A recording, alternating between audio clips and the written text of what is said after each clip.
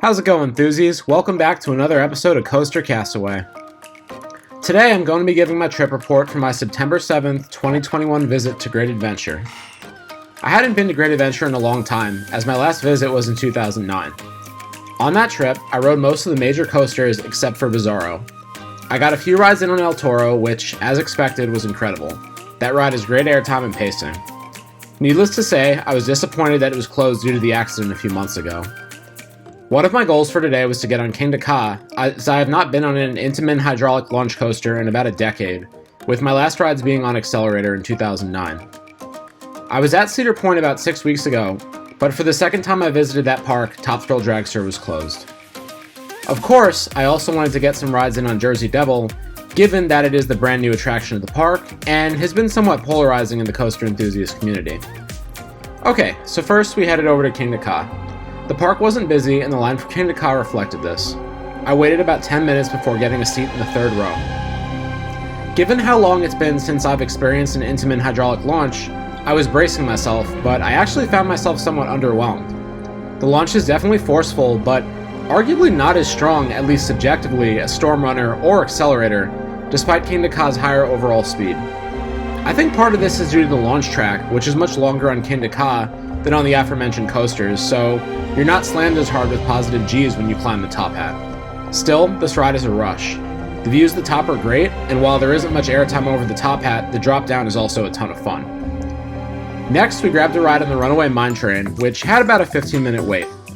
It was a fairly average ride, but it did have a nice forceful helix, and one hill with a violent pop of ejector airtime towards the end. I'd recommend it if the wait is short. Next we went on Bizarro, which had a station wait. We sat towards the back of the train, and that was definitely a mistake.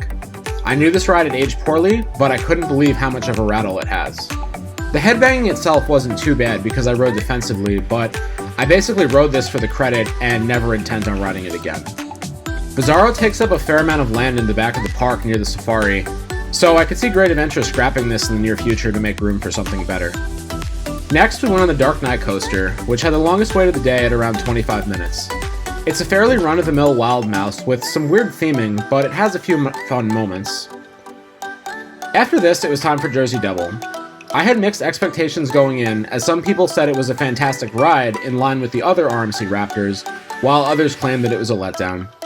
I had heard that Jersey Devil takes a while to warm up, and that the back row was the best, so I got a few rides in on the last few rows of the train around 4 to 5 p.m.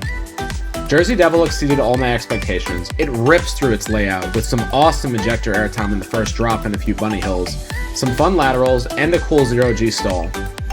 The station also continuously loads, which keeps lines short, at around 10 to 15 minutes. It's also very smooth and re-rideable. I'll have to get some more rides in an El Toro to see if this is my favorite ride in the park, but at a minimum it's my number 2.